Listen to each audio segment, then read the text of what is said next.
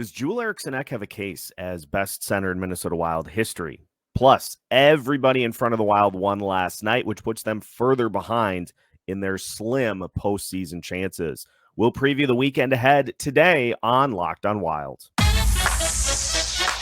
You're Locked on Wild, your daily podcast on the Minnesota Wild. Part of the Locked On Podcast Network, your team every day. Hey, this is Brandon Duham, and this is Locked on Wild. What is happening, everybody? Welcome into another episode of Locked on Wild, your daily Minnesota Wild podcast. Part of the Locked on Podcast Network, your team every day. Thank you, as always, for making Locked on Wild your first listen each and every day. Make sure you subscribe on YouTube and your favorite podcast platforms so you don't miss out on any new episodes throughout the week. Today, we will discuss Joel Eriksson Ek versus Mikko Koivu. Is Eriksson Ek trending towards being a better statistical player than Koivu was? We'll also look at the Western Conference playoff picture and big games this weekend against the Edmonton Oilers and the Seattle Kraken. My name is Seth Topal, your daily Minnesota Wild insider and credentialed Wild media member. We've got an interesting one for you here. I got to give full credit, though, to the Brave the Wild podcast, because was just scrolling through my podcast feed with a long drive on my hands last night and saw the title, Is Joel Eriksson Ek the best center ever in Minnesota Wild history? It got me thinking, and many would suggest that Mikko Koivu holds that mark. But here, let's look at a couple of things, because I'm not trying to rush quickly into Mikko Koivu slander, because he was a good player. There are a couple of things I think that work in Koivu's favor. He played for 15 seasons and was able to stay relatively healthy throughout the course of his lengthy career, and the Wild didn't really have anybody else to throw into what would be considered the 1C spot. So all told, Koivu finished his career in 1,028 games in Minnesota. He did have 7 games as kind of a cup of tea with the Columbus Blue Jackets, but that did not work well at all. Finished his Wild career with 205 goals, 504 assists, 709 total points in 1,028 games.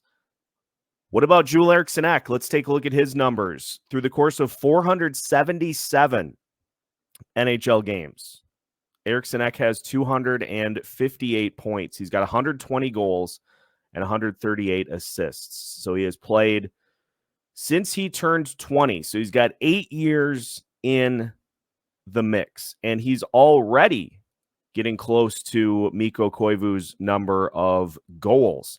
Now, the assists one is going to take a little bit longer for Eriksson Ek to be able to potentially catch and pass. But at this point, if Eriksson Ek plays the number of games that Mikko Koivu did in a Minnesota Wild uniform, at his current pace for goals, he'll finish with 258, which puts him well above what Mikko Koivu was able to accomplish. Koivu, obviously, as well, you know, the big thing that Koivu was known for, he's a defensive center, and he's good in the faceoff circle. You look at the number of faceoffs that Koivu took throughout the course of his career. He's in some seasons taking 1,700 faceoffs in the course of a season. If you look at Joel Eriksson Ek, he is more in the 1,300 or 1,400 range, more like 1,300. And so Koivu, throughout his tenure, was the faceoff guy and great defensively. But you get recognized by how good you were defensively by getting mention in the Selke voting, Selke Trophy. Koivu had 10 years in which he was a vote getter for the Selke Trophy and finished in the top 10 4 times, getting as high as third in 2016-2017. Folks, Joel Eriksson Ek has finished in the top 10 in the Selke voting 3 consecutive seasons. His peak was 2020-2021, in which he finished 4th. He finished 7th 2 years ago and finished 9th last season. Koivu also has a career high in the points department of 71. That's his season high for a season. Joel Eriksson Ek right now, his season high is 61, set last year. He's already at 52 this year, and he's on pace for somewhere around 76 as a 27-year-old. He just continues to add elements to his game. Koivu, obviously, if you take his numbers through the course of a full season, gives you somewhere between 12 and 16 goals and in the neighborhood of 40 to 50 assists. Joel Eriksson Ek is more of a 25 to a 30 goal guy who has the capabilities to also give you 30 to 40 assists. I think at this point, especially if Eriksson Ek continues into his 30s, which is something you don't see all that often, I think if Joel Eriksson Ek has a similar level of longevity, the numbers part will be easy. But look at some of the other stuff that Eriksson Ek, some of the other things that he does throughout the course of his career. In the hits department, he is over a 100 hit per year player, has 127 this year in 56 games. He's also just under 1 block per game. He's got 44 blocks in 56 games. So he'll give you around a block and 2 or 3 hits per game. Mikko Koivu, yeah, he may give you right around 1 block per game, but he wasn't a player that really was physical at all. He won with pure defensive skills, stick check, just being able to pursue players on the ice. And so it is interesting because, we retired Mikko Koivu's number. Like he's immortalized in the rafters forever for the Minnesota Wilds. And again, it's not that he's a bad player by any stretch. I think he was elevated into a role that maybe he wasn't as suited for. Like this is another thing that I kind of think about too, is where would he play? Where would he play in today's NHL? He's probably a bottom 6 guy. He's probably a second or a third line center that can bring you real good defensive instincts. But with what Joel Eriksson Ek has added to his game, if you put him back in the mid-2000s, Joel Eriksson Ek is a 1C. Joel Eriksson Ek is like the whole package of what you need in a center. He can win faceoffs, he can score, and he's physical. So I don't think it's far-fetched to look ahead at what Joel Eriksson Ek has accomplished throughout his years. The fact that he improves pretty much every season like clockwork. Points have gone up every season. Goals, with the exception of last season, have gone up every season. His faceoff percentage has gone up every season. Hits and blocks continue to rise pretty much every season that he plays. Career high in minutes this season by a full minute and a half. Last year, his career high in minutes was 19 minutes per game. This year, he's averaging 20 minutes, 37 seconds per game. So as he gets more responsibility, he continues to be able to step up to the plate and handle it. already tied a career high in power play goals with 12, which he's done the last 3 seasons. Mikko Koivu's career high in power play goals for a season was 10. He did that one time. Beyond that, he was, more of a 4, 5, 6 power play goals per season type player. So my benchmark for how good a player is how much they're asked to do. And Koivu was asked to do a lot because he was put into that 1C role for pretty much his entire career.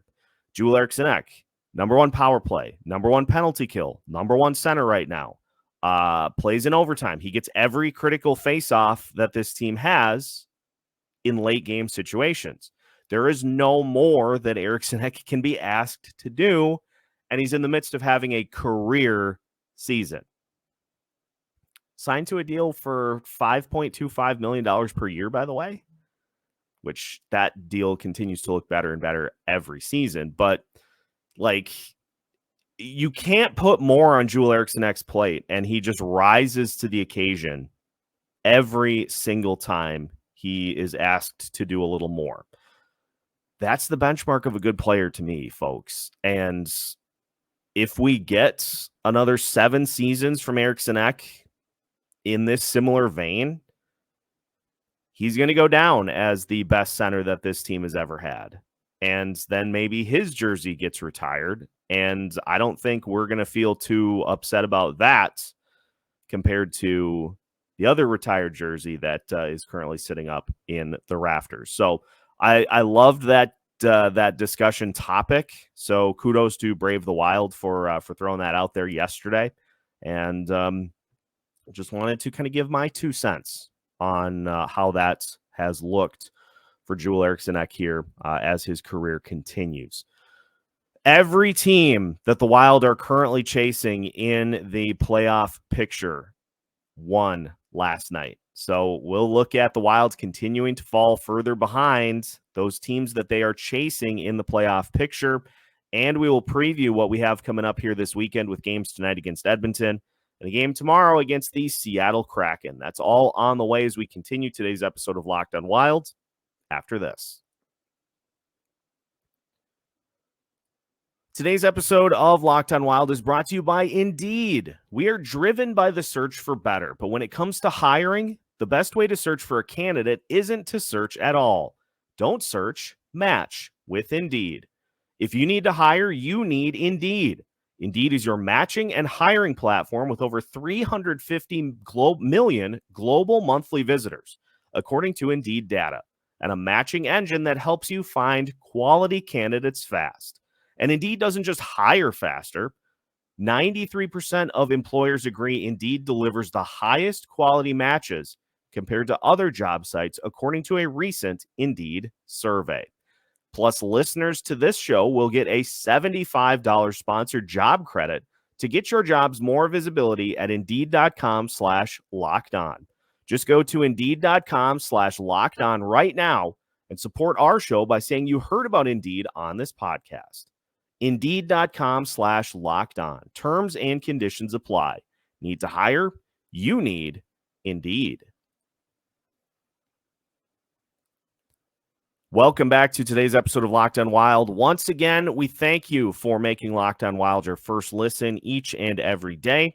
Reminder, we will have a live Locked on Wild postcast for you tonight. Audio listeners, as I've been talking about here over the last couple of days, unfortunately will not be able to post tonight's postcast or tomorrow's postcast or anything until 11 a.m. on Monday, as we are migrating to a new host platform for the show. It won't have any impact on you listening on Apple or Spotify or any of your other favorite podcast platforms. This is just the back end stuff for us. And so unfortunately with that going on, this will be the last thing that we'll be able to post on the audio side until Monday. YouTube side, everything is going to be just normal here throughout the weekend. We'll have you covered tonight. We'll have you covered tomorrow night. We've got our live show Sunday at noon. So audio listeners, I encourage you to hop in for all of that, and then everything will be back to normal come Monday. speaking of everything back to normal, every single team that the Wild are chasing in the playoff picture won last night. The current tally has the St. Louis Blues, who occupy the second wild card spot. They won. They beat the New York Islanders last night by a score of 4-0. The Nashville Predators have won 3 in a row. The Predators played last night as well, and they beat the Los Angeles Kings by a score of 4-1. The Seattle Kraken won their most recent game as they beat Vancouver 5-2, and the Calgary Flames beat Boston in overtime by a score of 3-2. So all 4 teams that the Minnesota Wild played, that the Minnesota Wild are chasing, I beg your pardon, won last night. So, and we talked about the numbers on the postcast after the Winnipeg game. The Wild against current playoff teams, 12, 17, and 1. And so while it is not a mathematical impossibility at this point, let's just check and see where Money Puck has the current playoff odds for your Minnesota Wild. Current playoff odds as of today have the Minnesota Wild at a 13% chance to make the playoffs. But I think it's one thing to get in. The other thing that we are all asking for and have been clamoring for all season is the ability to show that you are a viable dance partner. And it could be, if you end up being a wild card team, that you don't play a team in the Central Division to start, at least. And, you know, there would be some chaos going up against the Vancouver Canucks if that's what the playoff matchup ended up being. But 0-7 against the Central Division, against teams that the Wild are chasing in the Central Division, which includes Nashville, St. Louis, Winnipeg, Colorado, and Dallas. Like even just those 3, because the Wild did beat Nashville earlier this season. So, and St. Louis. So those big 3, Dallas, Colorado, and Winnipeg, that's where the 0-7 comes in. And you haven't really, with the exception of, you know, the game against Colorado was a 3-2 loss. The Winnipeg games have at least been kind of close. You're really not in the same stratosphere as those teams. And so while the team may, because of teams that you play on the schedule, still be clinging to slim playoff hopes, it just, all of the numbers indicate otherwise. And so if the Wilds were to win tonight, their odds go up to 18.3%. But if you lose in regulation to the Oilers, they drop down to 10% on the season. That's an increase, I guess, from where they were at earlier in the season when it was single digits. But you play the Edmonton Oilers here tonight, and the Oilers have pretty much cemented themselves as the 3rd team in the Pacific Division. They have a ton of games in hand, but a very tough schedule in terms of a games in X amount of days standpoint. But they're just 2 points behind the Vegas Golden Knights with 4 games in hand there. They are continuing to propel themselves through this miraculous stretch after Jay Woodcroft was fired. They ended up winning, I believe it was 14 in a row to put themselves back into the divisional standings. And yes, they've alternated some wins and losses here recently, but the goaltending has been much better for the Oilers. The scoring has been much better for the Edmonton Oilers. And I just am concerned about the ability for this team to have to try to play catch up with the Oilers when you've got one line that is really doing the lion's share of the heavy lifting right now. And so these are the reasons that we continue to point to, hey, we still have a mathematical shot of making the playoffs. Yes, you do, technically, but we haven't seen it consistently this season from this team. You beat teams in the East, you beat teams below you in the standings to get on a little win streak, and then you go up against somebody who's a legitimate playoff team, and you lose. And you have the miraculous comeback against Vancouver, and you follow it up the next night with a loss to the Winnipeg Jets. Just there's been no consistency this season when there absolutely has to be.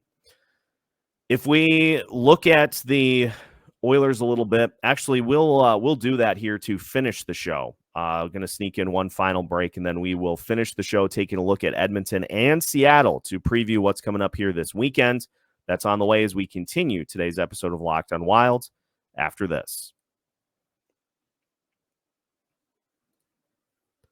Today's episode of Locked on Wild is also brought to you by Ibotta.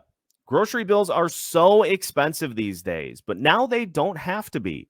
Start getting cash back on your grocery shopping with the free Ibotta app and get cash back every time you shop. Ibotta is a free app that gives you the most cash back every time you shop on hundreds of items, from groceries to beauty supplies to toys, so you can make sure you're beating inflation no matter what you're purchasing. Join the over 50 million users and earn cash back every time you shop from over 2,700 brands and retailers, including Lowe's, Macy's, Sephora, Best Buy, and more. Right now, Ibotta is offering our listeners $5 just for trying Ibotta by using the code LOCKEDONNHL when you register. Just go to the App Store or Google Play Store and download the free Ibotta app to start earning cash back and use code LOCKEDONNHL. That's IBOTTA in the Google Play or App Store and use code LOCKEDONNHL to get $5 off when you set up your account.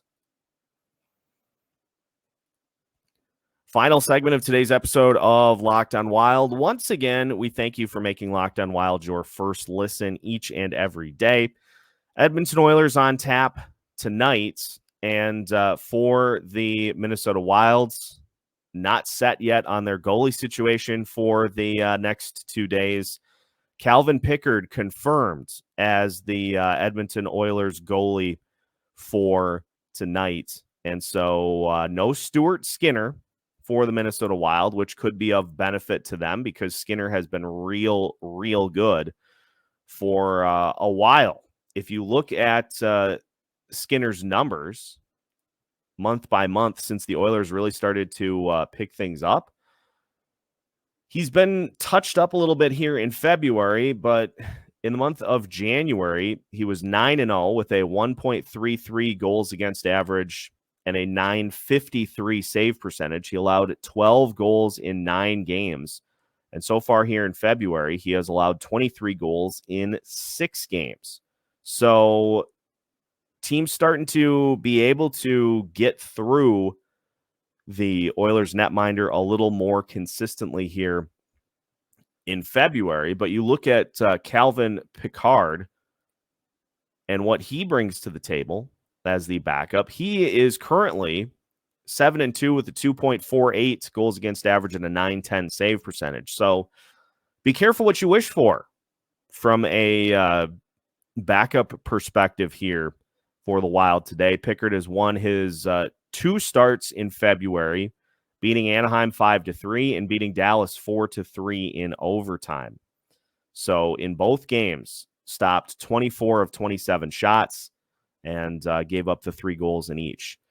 Offensively, though, that's where things really concern me, because you look at the trio that are getting it done for the Oilers this year. Connor McDavid, 21 goals, 64 assists, 85 points in 51 games. Then you got Leon Draisaitl with 27 goals, 41 assists, and 68 points in 53 games. Zach Hyman has 34 goals for the Oilers right now, 19 assists. He's got 53 points in 52 games. And Evan Bouchard, 14 goals, 39 assists. He's got 53 points in 53 games. You've got a bunch of guys that are a point per game or better so far this season for the Oilers. And, 13 power play goals for Leon Draisaitl, 9 for Zach Hyman, 28 power play points for Connor McDavid, 5 goals and 23 assists. It's simple, but it's something that we've talked about on almost a daily basis with this team, is that this is a situation in which if you turn this into a special teams battle, you can really get burned going up against the Oilers. Edmonton is the 4th best power play in the NHL at 26.3%. The Minnesota Wilds are currently the 5th most penalized team in the NHL with 652 penalty minutes in their games so far this season. In 56 games, the Oilers' penalty kill is beatable. They're at 79.1% so far this season. The Wilds continue to be 3rd worst at 74.5%. So if this ends up being a special teams battle, you lose. Like, it's that simple. And even if it's a 5-on-5 battle, you still probably end up coming up short. So you just have to, somebody else has to step up. That top line is very capable of taking games over by themselves. Eriksson Ek, Boldy, Kaprizov, they're very capable of taking things over when they are really rolling. But somebody else has to do a little bit of what Marco Rossi did against Winnipeg. 2 goals for Rossi. Somebody else has to be able to step in and get it done. Michael Russo offering a look at the lines that were used yesterday, with also noting that Zach Bogosian is going to miss both of these games. Like, that already is known. So that means that we're likely going to get more of what we've seen all season. Kaprizov, Eriksson Ek, Boldy, Johansson, Hartman, Zuccarello, Lucchini, Rossi, Lettieri, Duhaime, Dewar, and Gaudreau are your forward lines, or at least were yesterday. Middleton and Faber, Brodin and Chisholm, Mermis and Merrill is your 3rd pairing. No news yet on the goalies, so I'm sure that'll come out as soon as this gets posted, which seems like that's always how this works. But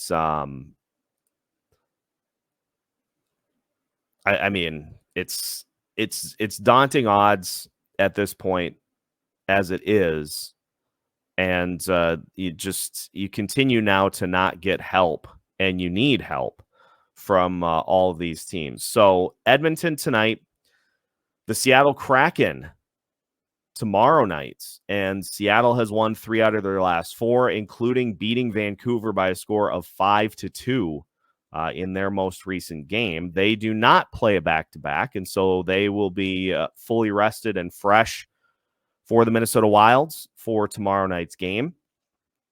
And the big story for Seattle that has led to their turnaround is the play of Joey Daccord, who comes in with a 16-11-10 record. Very, very active record there. A triple-double with wins, losses, and overtime losses. 2.37 goals against average, a .921 save percentage.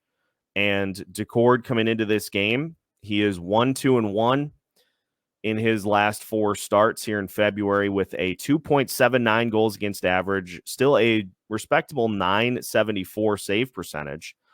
But the Seattle Kraken are last year, or the Calgary Flames of last year, where they just find ways to get the game to overtime and still find ways to lose. They have 11 overtime losses on the season, which is third in the league. New York Islanders have 14, Boston has 12, and then the Seattle Kraken have 11, but it's most in the Western Conference. The Los Angeles Kings are the only other team that is in double digits from an overtimes loss perspective. So Seattle finds a way to get the game into overtime, and they just don't have enough to be able to close when they get there. Jared McCann has been the leader for the Kraken. He's got 25 goals on the season, 45 total points. Oliver Bjorkstrand with 41 points, 13 goals, 28 assists. Vince Dunn, 9 goals, 32 assists for 41 points on the season himself. It's a Seattle team that they're going to play physical. They're going to try to keep it low scoring. This is a situation, too, where you really cannot afford to let in any sort of soft goals or goals that you can't recover from as a Wild team, and Seattle special teams as well. The Kraken come into this matchup with a 21.6% power play. The Minnesota Wild up to 22.7%, so they've actually jumped into the top third in the NHL. But Seattle has a 79.5% penalty kill.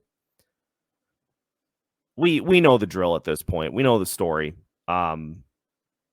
These are both games that the Wild absolutely have to have, and so they're definitely not going to get one of them. That's just how it's gone all season. So we'll have you covered after both games this weekend. So make sure to tune in to Locked On Wild for full breakdowns after both of their games here this weekend. Make sure to like this video before you head out for the day, and make sure to subscribe. 2,400 subscribers and counting. So we thank you for being part of the Locked On Wild audience as we continue to grow things and to just continue to reach new heights. You can find new episodes as part of the Locked On Podcast Network by subscribing on your favorite podcast platforms and on YouTube. We've got new episodes for you every Monday through Friday as part of the Locked On Podcast Network.